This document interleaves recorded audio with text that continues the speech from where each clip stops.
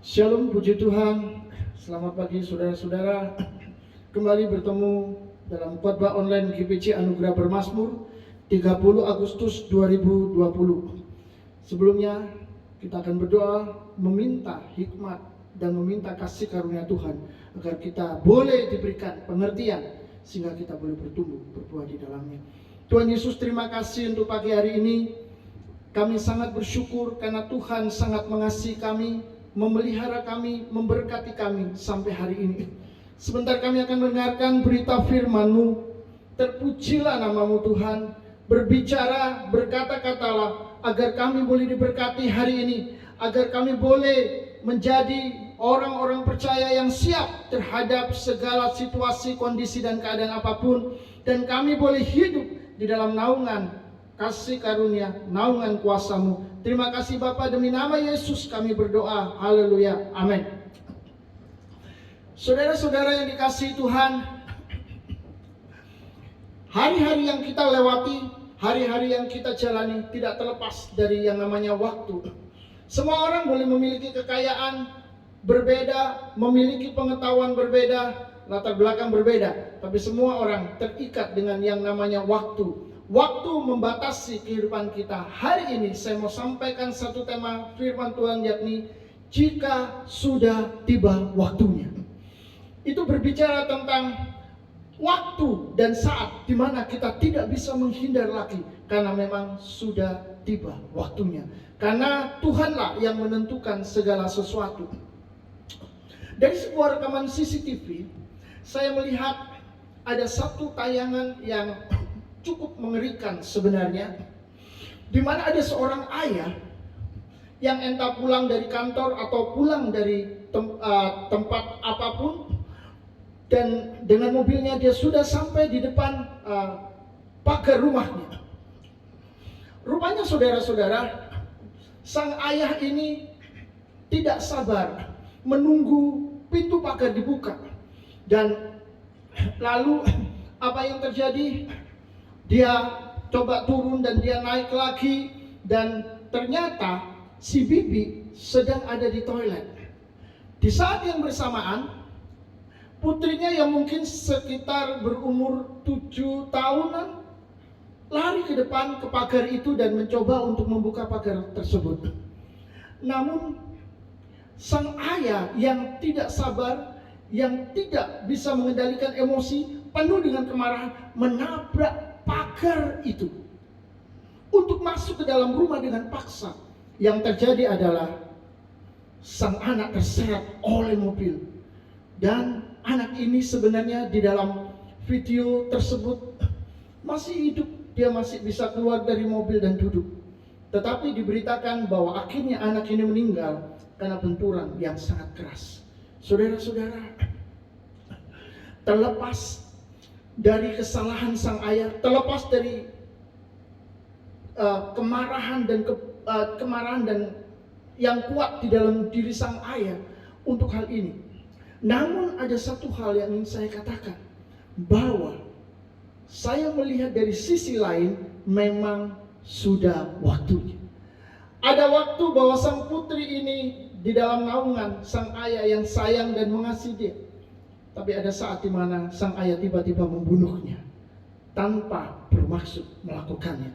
Saudara-saudara, seperti itulah kata firman Tuhan. Di dalam Pengkhotbah pasal 3 ayat 1 sampai yang kedua, firman Tuhan berkata, untuk segala sesuatu ada masanya, untuk apapun di bawah langit ada waktunya. Ada waktu untuk lahir, ada waktu untuk meninggal, ada waktu untuk menanam, ada waktu untuk mencabut yang ditanam. Saudara-saudara, segala sesuatu ada masanya, dan apapun yang di bawah langit ada waktunya. Hari ini kita sedang melihat bahwa ada tangan Tuhan yang berkuasa, ada Tuhan yang Maha Kuasa yang mengatur waktu manusia dan waktu dari segala sesuatu. Hari-hari ini kita masih berada di dalam kondisi pandemi COVID-19 yang hari ini kita melihat bahwa namanya sudah menjadi resmi dengan nama SARS COVID-2. Saudara-saudara, namanya sudah dipatenkan. Dan ketika kita sedang menjalani semua ini, tiba-tiba kita dikejutkan lagi dengan sebuah badai. Namanya badai sitokin. Saudara-saudara, apakah itu badai sitokin? Apakah saudara pernah mendengarnya? Atau saudara baru pertama kali ini mendengar? Kemarin saya baru mengetahui hal ini. Tetapi tenang saja, karena badai sitokin ini tidak berhubungan dengan alam sama sekali. Badai sitokin ini adalah sebuah istilah di dalam dunia kesehatan, di mana badai ini berkaitan dengan paru-paru manusia. Jadi saudara-saudara, ketika seseorang terkena COVID-19 di dalam tubuhnya, maka sel-sel darah putih manusia akan memproduksi sitokin menjadi penanda atau sinyal bahwa ada infeksi di dalam paru-paru manusia. Nah, ketika sitokin ini bekerja, kekebalan tubuh akan menemukan infeksi tersebut dan sitokin pun berhenti. Namun, adanya sesuatu kekacauan, dan inilah yang disebut dengan badai sitokin, yaitu ketika sitokin ini bereaksi secara berlebihan. Infeksi sudah sembuh, sitokin tetap memberikan sinyal adanya infeksi, sehingga kekebalan tubuh terus-menerus berdatangan dan membuat paru-paru menjadi padat dan kaku. Itu sebabnya pasien menjadi sesak nafas, dan di titik inilah pasien mengalami kematian. Saudara-saudara, badai ternyata bukan cuma ada di alam, tapi juga ada di tubuh manusia. Dan ini adalah sesuatu yang cukup mengerikan. Tetapi sekali lagi, bahwa segala sesuatu terjadi sesuai dengan masa dan waktunya. Pertanyaannya adalah, jika memang sudah tiba waktunya, apakah saudara siap untuk menghadapi segala sesuatu yang terjadi di dalam hidup saudara? Tentu saja itu bukan hal-hal yang sekedar biasa, tetapi hal-hal yang mungkin buruk dan sangat buruk. Saudara-saudara, saya yakin tidak ada seorang pun yang mau menghadapi keadaan-keadaan yang susah, yang sulit, yang menakutkan, yang mengerikan di dalam hidupnya. Saya yakin semua orang akan menghindar ketika sesuatu yang buruk itu datang. Orang akan berkata, jangan terjadi dalam hidup saya. Contoh sederhananya di dalam sebuah gambaran yang bisa kita pahami, ketika seseorang sedang ada di pinggir pantai dan tiba-tiba mereka melihat badai tsunami. Gelombang menjadi sangat tinggi dan mereka melihat ini mengancam jiwa mereka. Maka saya yakin tidak ada seorang pun di sana yang melihat ombak atau gelombang yang sangat tinggi itu dengan berkata, "Oh tsunami, datanglah, aku siap menyambutmu." Tidak mungkin itu terjadi. Orang pasti berlarian, mereka akan mencari dataran yang lebih tinggi untuk menyelamatkan diri. Tetapi seperti di dalam film-film atau video-video yang kita lihat di YouTube atau internet, ketika badai itu terjadi, orang bisa berlari untuk menghindar, tetapi tsunami itu mengejar mereka. Gelombang itu akhirnya membunuh dan membinasakan mereka.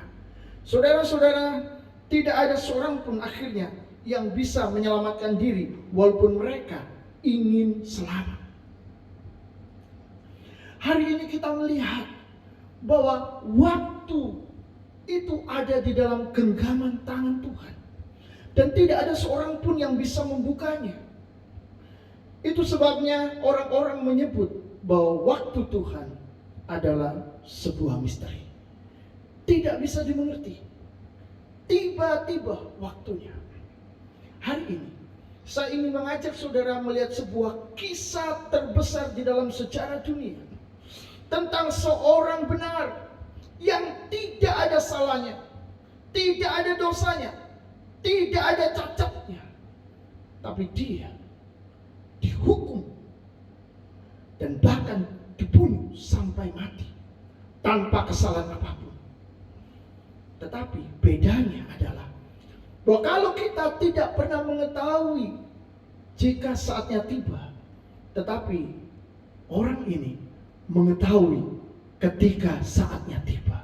Dia mengerti, dia memahami, dan dia mengetahui peristiwa ilahi, misteri ilahi ini yang sedang terjadi di dalam hidupnya. Mari kita sama-sama membaca di dalam Matius pasal 26 ayat 47 sampai ayat yang ke-56.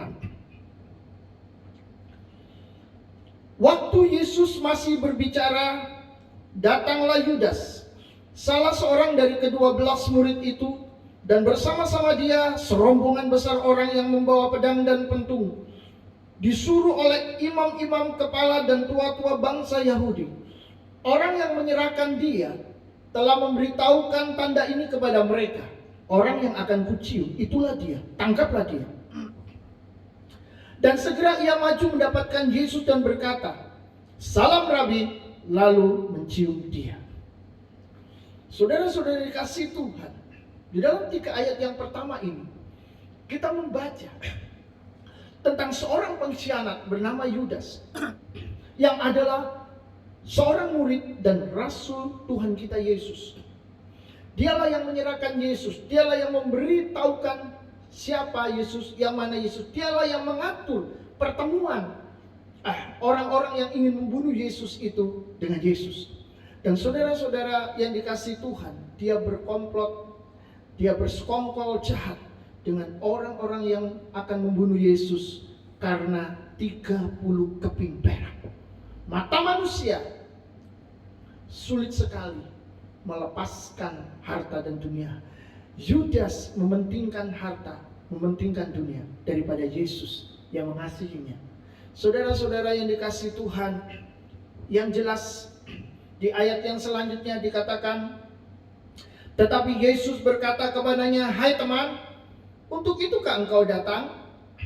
Saudara-saudara, sekali lagi Yesus sudah tahu bahwa saatnya tiba dan dia mengerti rencana Yudas. Maka majulah mereka memegang Yesus dan menangkapnya. Ayat 51. Tetapi seorang dari mereka yang menyertai Yesus mengulurkan tangannya, menghunus pedangnya dan menetapkannya kepada hamba imam besar sehingga putus telinganya. Saudara-saudara, di dalam kisah penyerangan terhadap Yesus, tiba-tiba Alkitab memunculkan sebuah kisah heroik. Seorang murid yang juga rasul, yang satunya berkhianat, yang satunya bertindak. Dia mengambil pedang dan dia memutus salah seorang daripada hamba imam besar yang datang di dalam rombongan itu. Dia begitu berani, dia begitu marah dan emosional. Apakah dia sedang mencari muka kepada Yesus? Saudara, saya tidak tahu, saya tidak akan menghakimi itu. Tetapi kita melihat dia benar-benar seorang pemberani. Dia mengambil pedang dan dia memutuskan telinga hamba imam besar itu. Dia pasti sudah melihat, atau Petrus pasti sudah melihat bahwa musuhnya bukan cuma satu orang itu, tetapi banyak orang yang membawa pedang dan pentung. Saya percaya bahwa di dalam hal ini kita pasti akan bertepuk tangan, kita akan berkata, luar biasa Petrus, dia ada di jalan yang benar dan dia telah mengambil sebuah tindakan berani yang luar biasa. Tetapi bagaimana dengan sikap Yesus? Kita melihatnya di dalam Matius pasal 26 ayat yang ke-52. Maka kata Yesus kepadanya, "Masukkan pedang itu kembali ke dalam sarungnya, sebab barang siapa menggunakan pedang akan binasa oleh pedang." Saudara-saudara, yang sangat disayangkan adalah ternyata Petrus tidak mendapat pujian, tetapi Petrus justru dihakimi oleh Yesus. Barang siapa menggunakan pedang, menggunakan kekerasan, dia akan mati oleh pedang, dia akan mati oleh karena kekerasan itu sendiri. Yesus tidak sedang berjalan di dalam kekerasan. Yesus datang ke dunia untuk menyelamatkan manusia, bukan untuk membinasakan mereka. Petrus berjalan bersama-sama dengan Yesus, tetapi dia tidak sejalan dengan Yesus. Bayangkan, ini sangat mengerikan. Jangan-jangan kita sudah bertahun-tahun lamanya bersama dengan Yesus, tapi kita juga tidak sejalan dengan Yesus. Itu sebabnya kita harus kembali belajar firman Tuhan untuk mengerti lebih dalam apa yang sebenarnya terjadi. Saudara-saudara yang dikasihi Tuhan, di dalam hal ini Yesus akan berkata kepada Petrus, apa pikirmu penyerangan ini adalah hal yang besar bagiku? Atau kamu merasa aku tidak berdaya, Petrus? Saudara-saudara, kata-kata ini sebenarnya juga akan ditujukan kepada semua orang yang ada di sana. Yang jelas, di dalam Yohanes 18 ayat yang ke-8, Rasul Yohanes menulis lebih lengkap daripada Injil Matius. Rasul Yohanes menulis bahwa pada waktu orang-orang itu datang, serombongan itu datang dengan pedang dan pentung, Yesus bertanya kepada mereka, siapakah yang kamu cari? Dan mereka berkata, Yesus dari Nazaret. Lalu Yesus berkata, akulah dia.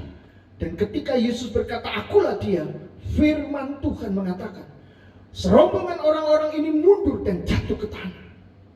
Saudara, jelas Yesus lebih superior dari mereka. Yesus lebih kuat. Yesus tidak butuh apapun untuk membela dirinya. Kalau dia bisa mengembalikan telinga Malkus seperti semula yang telah dipotong oleh Petrus, maka dia pun juga memiliki kuasa untuk menghancurkan orang-orang yang datang menyerang dia. Tapi persoalannya di sini, Yesus tahu jika sudah tiba waktunya. Dia tidak melawan. Bahkan dia berbuat baik mengembalikan telinga Malkus. Dia tidak mengajar murid-muridnya menggunakan pedang, menggunakan kekerasan untuk memberontak, menghadapi mereka nyawa lawan nyawa. Tidak sama sekali. Yesus berjalan di dalam kasih. Karena untuk itulah dia datang kepada manusia. Saudara-saudara yang dikasihi Tuhan, jelas di sini kita melihat Yesus menghadapi serombongan itu dengan sangat tenang. Yesus tidak tunduk kepada manusia ataupun tunduk kepada kekuatan dan kekuasaan manapun juga. Yesus sangat mampu menghadapi mereka. Di dalam ayat yang ke-53, atau kau sangka bahwa aku tidak dapat berseru kepada Bapakku supaya ia segera mengirim lebih dari 12 pasukan malaikat membantu aku? Sekali lagi Yesus menegaskan bahwa dia tidak perlu dibela. Petrus, kamu tidak perlu menghunus pedang, memutus telinga Malkus. Kalau aku mau, aku bisa minta Bapa kirim 12 pasukan malaikat. Dan bukan saja orang-orang itu akan lari kocar-kacir, tapi mereka satu pun tidak akan ada yang selamat. Karena kekuasaan malaikat lebih besar daripada manusia. Saudara-saudara yang dikasihi Tuhan, ini adalah malaikat-malaikat yang suci, yang kudus, yang tidak berdosa. Malaikat-malaikat utusan Tuhan. Dan Yesus memiliki hak, memiliki kuasa untuk melakukan itu. Seperti dari waktu-waktu sebelumnya, dia melakukan banyak hal dan dia mampu mengerjakannya. Dari sini kita melihat bahwa Yesus mampu mengatasi semua itu. Yesus tidak membutuhkan pembelaan. Jadi apakah arti pembelaan Petrus bagi Yesus? Dan andai kata semua murid-muridnya ikut mencoba memberontak dan melawan, apakah mungkin mereka bisa menang dengan serombongan orang-orang yang sudah siap dengan pedang dan pentung, yang sudah terlatih untuk membabat habis musuh-musuhnya? Saudara-saudara, sungguh itu adalah pekerjaan yang sama sekali tidak ada gunanya. Tetapi hari ini Tuhan mau mengajar kita melalui sikap yang dia tunjukkan kepada Petrus. Yang jelas, Petrus sudah salah paham terhadap maksud Tuhan. Dia sama sekali tidak mengerti tentang urusan surgawi yang bersifat kekal, tentang rahasia ilahi yang dibicarakan oleh Bapa dan Yesus sendiri.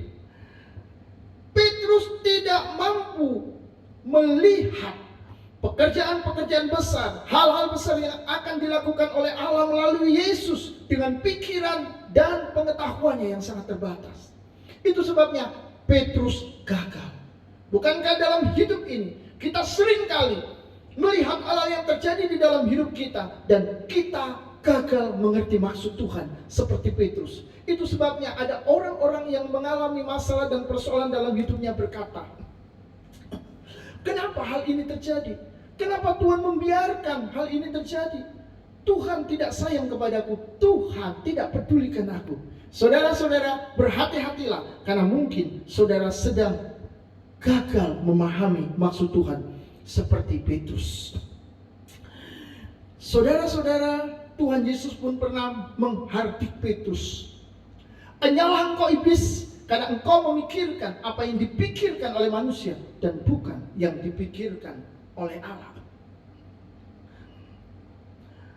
Apa yang dipikirkan oleh manusia dan yang tidak dipikirkan oleh Allah? Bukankah ini sama seperti ketika iblis mencobai Yesus yang sedang berpuasa 40 hari 40 malam di padang gurun?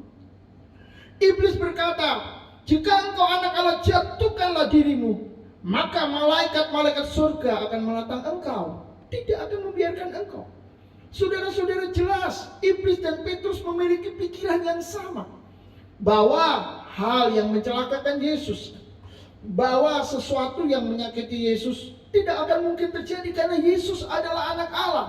Tetapi justru pikiran itu tidak sama dengan Tuhan. Petrus dan iblis tidak bisa memikirkan sesuatu yang lebih jauh daripada pikiran Tuhan sendiri. Saudara-saudara, tidak pernah ada di dalam pikiran mereka bahwa Allah akan berkorban menanggung manusia dari segala dosa dan kesalahannya. Bagi iblis itu mustahil. Saudara tahu kenapa? Karena iblis gila kekuasaan, dia ingin menjadi seperti Tuhan. Yesus berkata iblis adalah pembunuh sejak semula. Dan kalau dia adalah seorang pembunuh, maka tidak mungkin iblis mau berkorban untuk keselamatan manusia, berkorban untuk kebaikan manusia. Tidak mungkin. Kalau dia menipu karena dia bapa segala dusta, itu mungkin. Dia menipu bahwa dia baik kepada manusia, tapi sebenarnya dia sangat tidak baik kepada manusia. Dia ingin membunuh manusia. Jadi di dalam kabus iblis tidak ada itu pengorbanan. Tidak ada yang namanya kasih, tidak ada. Dan bagi Petrus itu juga tidak mungkin.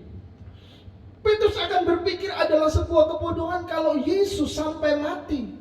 Bagi Petrus Yesus tidak mungkin mati. Yesus ini anak Allah, Yesus ini Mesias.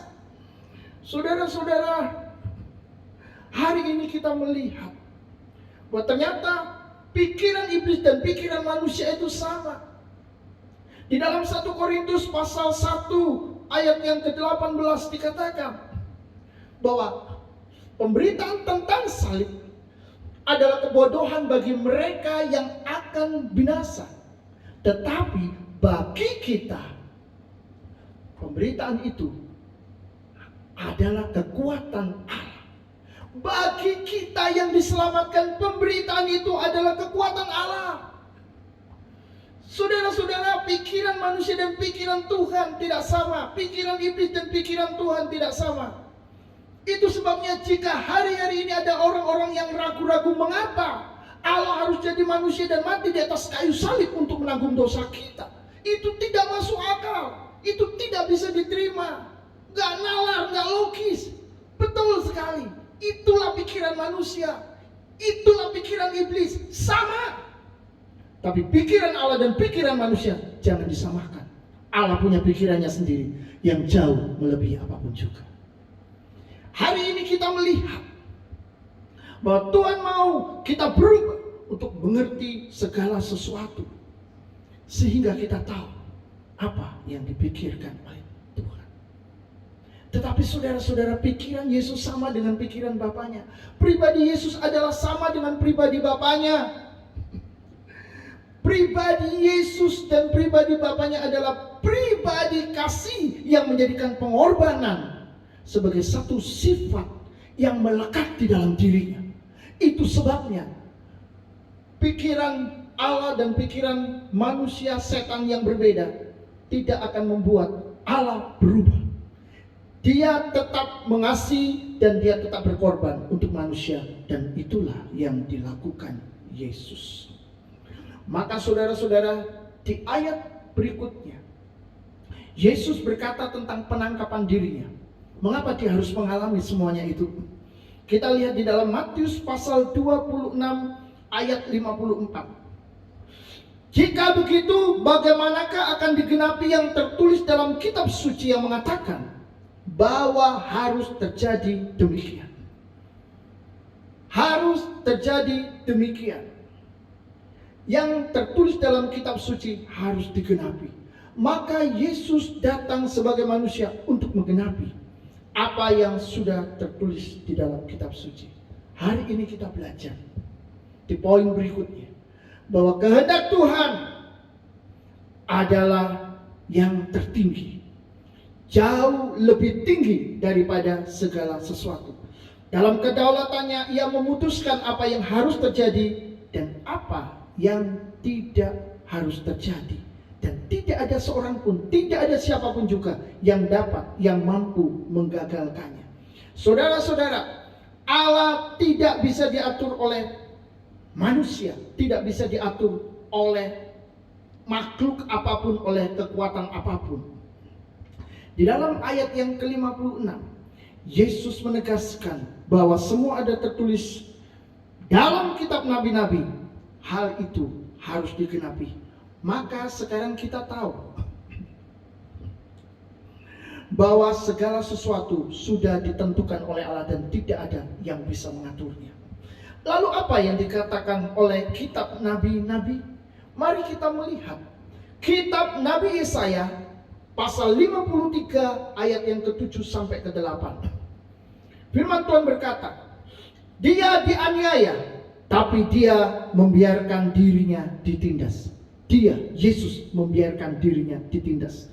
Dan tidak membuka mulutnya seperti anak domba yang dibawa ke pembantaian, seperti induk domba yang keluh di depan orang-orang yang menggunting bulunya. Ia tidak membuka mulutnya. Saudara-saudara, apa yang dikatakan oleh kitab para nabi tentang Mesias yang harus menderita, tentang Yesus yang harus menderita, inilah yang ditulis oleh Nabi Yesaya 700 tahun sebelumnya.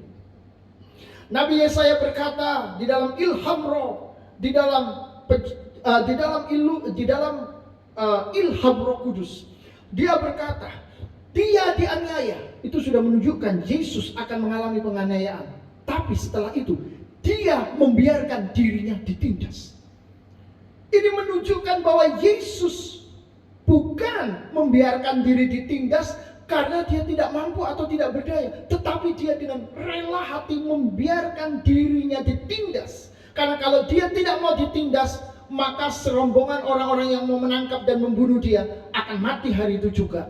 Karena pada waktu dia berkata, akulah dia, semua mundur ke belakang dan jatuh ke tanah. Dan ketika telinga Malkus dipotong, dia mengambil dan bisa menancapkannya kembali, menyambungkannya kembali menjadi seperti semula. Itu menunjukkan dia adalah sang pencipta itu sendiri. Yesus tidak mungkin bisa dilawan dan dikalahkan oleh siapapun. Tetapi kalau sampai dia mengalami penahanan, dia mengalami penghukuman, dan dia mengalami kematian, maka itu karena dia mengorbankan dirinya bagi kita, bagi manusia. Saudara-saudara, dikatakan oleh Alkitab bahwa Yesus seperti anak domba yang dibawa ke pembantaian. Bahkan seperti induk domba yang keluh di depan orang-orang yang menggunting bulunya. Dan ia tidak membuka mulutnya. Membaca ayat ini saya mengingat tentang suatu kisah yang menyentuh perasaan hati. Dan itu menyentuh perasaan hati banyak orang. Suatu hari ada seorang tukang jagal bernama Wangi yang sudah bekerja selama 30 tahun menjadi penjagal kerbau. Dia membeli kerbau tua yang hari itu dini hari dia akan segera menyembelihnya. Namun apa yang terjadi?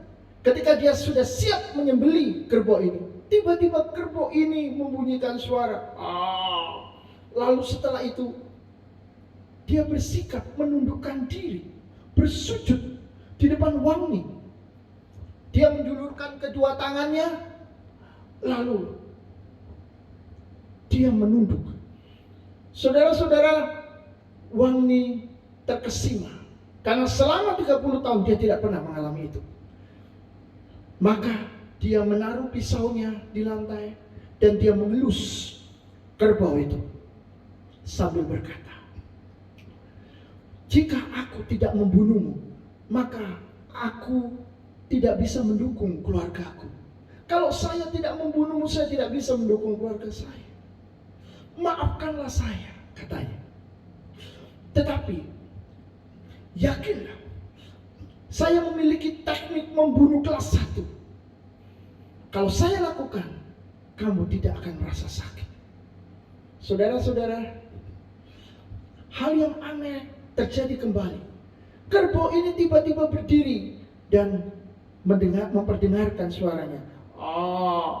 Dan saudara-saudara, dalam sekali tebas, kerbau ini rubuh dan mati. Dengan mata yang berlinang air, mata yang begitu banyak. Dan setelah itu Wangi membedah perutnya. Ternyata di dalam perut kerbau itu ada seekor anak kerbau yang masih menutup matanya. Wangi mengeluarkannya pelan-pelan, lalu dia merawatnya sampai besar. Saat itu Wangi baru tahu bahwa kerbau itu sedang meminta Wangi untuk menyelamatkan anak di dalam perutnya. Wow, itu luar biasa. Ini sebuah kisah yang inspiratif. Dan yang lebih penting lagi, kerbau itu telah mengubah hidup Wangi. Saudara tahu, sejak saat itu Wangi berhenti profesi sebagai penjagal kerbau dan dia menjadi peternak kerbau. Saudara-saudara, sungguh kita melihat bahwa kerbau ini dibunuh dan mendapat belas kasihan Wangi walaupun tetap dibunuh. Tapi Yesus diperlakukan secara kasar. Yesus diludahi, Yesus dipukul, Yesus dicambuk, Yesus dipaku, tangan kakinya, mukanya sudah hancur. Kepalanya dimahkotai duri yang begitu sakit. Yesus diperlakukan tanpa belas kasihan. Itu sebabnya saudara-saudara, firman Tuhan berkata di dalam Yesaya 53 ayat yang ke-8. "Sesudah penahanan dan penghukuman ia terambil, dan tentang nasibnya siapakah yang memikirkannya? Sungguh ia terputus dari negeri orang-orang hidup, dan karena pemberontakan umatku ia kena tulah." Saudara, Allah sendiri memberikan kesaksian. Yang pertama, bahwa Yesus menyerahkan diri untuk menerima hukuman. Jelas bahwa firman Tuhan berkata, dia membiarkan dirinya ditindas. Itu berarti Yesus memang menyerahkan diri untuk menerima hukuman. Dan ini disaksikan oleh Tuhan sendiri, oleh Allah sendiri yang akan mengutus Yesus. Yang kedua, Allah bersaksi bahwa Yesus akan mati. Karena firman Tuhan berkata, ia terputus dari negeri orang-orang hidup. Sungguh ia terputus dari negeri orang-orang hidup. Dan yang ketiga, Allah memberikan kesaksian bahwa Yesus bukan mati karena dia berdosa, karena dia bersalah, tetapi karena pemberontakan umatnya, Yesus kena tulah. Dan karena pemberontakan umatku, ia kena tulah. Di dalam Yesaya 53 ayat yang ke-8. Dan Yesus sendiri pun menguatkan nubuatan itu tentang dirinya melalui kata-katanya sendiri. Di dalam Markus 10 ayat 45, Yesus berkata, "Karena Anak Manusia juga datang bukan untuk dilayani, melainkan untuk melayani dan untuk memberikan nyawanya menjadi tebusan bagi banyak orang." Yesus berkata, "Aku datang bukan untuk dilayani, karena aku raja, karena aku Tuhan dari surga turun jadi manusia. Tidak, aku tidak minta dilayani." Terbukti Yesus tidak lahir di istana raja. Yesus tidak lahir jadi anak raja sehingga dayang-dayang dan semua putri pengawal-pengawal raja akan melayani dia. Tidak. Yesus lahir di kandang domba. Yesus berkata, "Aku datang untuk memberikan tebusan bagi banyak orang." Yesus tahu dia akan datang ke dunia jadi manusia dan akan mati.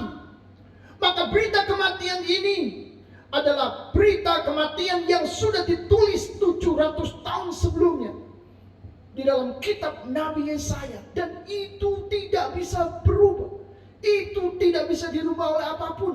Yesus memang datang untuk mati di atas kayu salib menjadi tebusan bagi banyak orang. Saudara-saudara, tidak mungkin Yesus datang untuk menyelamatkan diri dari kayu salib, karena memang dia datang ke dunia ini untuk menjadi tebusan. Itu sebabnya ketika rombongan orang banyak itu datang, walaupun dia sudah tahu waktunya, dia tidak pergi, tapi dia tetap ada di sana. Yesus tahu akan segera terjadi. Harusnya dia bersama murid-muridnya mencari tempat yang jauh sekali agar tidak ditangkap atau tidak terkejar. Tetapi Yesus tetap ada di sana karena memang dia menyerahkan dirinya. Jadi hal pertama yang kita pelajari, bahwa segala sesuatu ada waktunya, segala sesuatu ada masanya, dan kita tidak bisa menghindar. Menghindar seperti apapun, kalau sudah waktunya kita akan dikejar, manusia akan dikejar. Mau lari kemana? Ini bukan kekuasaan yang kecil, ini kekuasaan yang maha kuasa. Tidak ada seorang pun bisa berlari dari bencana, dari segala sesuatu. Terbukti kalau memang sudah waktunya. Orang yang sedang sakit keras luar biasa, dan dokter angkat tangan berkata dia akan mati, tapi ternyata dia masih hidup bertahun-tahun. Sedangkan orang yang dianggap sehat pulang dari rumah sakit, ternyata tiba-tiba sampai rumah dia mati. Sudah waktunya. Saudara-saudara, kita ini bukan apa-apa. Kita ini kecil saja, tapi Tuhan itu sangat besar. Itu sebabnya belajarlah bersiap untuk menghadapi waktu dan keadaan apapun. Yang kedua, marilah kita belajar mengerti kehendak Tuhan. Ini adalah yang paling penting, karena itu akan menghindarkan kita dari kesalahpahaman seperti Petrus dan iblis yang memikirkan apa yang dipikirkan manusia dan bukan yang dipikirkan oleh Allah. Mari kita memiliki pikiran Kristus sehingga kita mampu, kita dapat melihat rencana besar yang disediakan oleh Tuhan, yang disiapkan oleh Tuhan untuk terjadi setelah kita melewati badai, melewati masalah, melewati hal-hal yang buruk, di mana kita tidak ingin itu terjadi dalam hidup kita. Dengan kesiapan seperti Yesus, kita akan melihat hal besar. Setelah Yesus mati, dia bangkit. Setelah dia bangkit, dia naik ke sorga. Setelah naik ke sorga, dia berjanji akan datang yang kedua kali. Dan sejak saat itu, berita tentang kerajaan Allah tersebar di mana-mana. Orang-orang percaya kepada Yesus dan mereka menjadi umat kerajaan Allah. Mereka diselamatkan dan mereka berbahagia. Itulah hal besar yang terjadi setelah kematian Yesus. Demikian juga dengan hidup kita. Ada hal-hal yang mungkin Tuhan izinkan sangat buruk terjadi, tetapi jika kita berjalan bersama Dia, kita tidak akan melihat itu sebagai hal buruk. Tapi kita melihat, kita melompat keluar jendela, kita melihat hal-hal besar yang sedang disiapkan oleh Tuhan bagi hidup kita. Maka itu adalah indah, maka itu adalah mulia. Yang ketiga, mari kita menempatkan kehendak dan keputusan Tuhan sebagai prioritas tertinggi di dalam hidup kita. Mengapa? Karena dengan demikian itu menunjukkan ketundukan kita, kepercayaan kita, ketaatan kita, dan rasa hormat kita kepada Tuhan yang sangat kita kasih, yang sangat kita hormati. Dengan demikian, kita akan melihat bahwa hidup kita menyenangkan hati Tuhan, berkenan kepada Tuhan. Amin. Tuhan memberkati, biarlah firman Tuhan ini boleh menjadi berkat buat kita semua.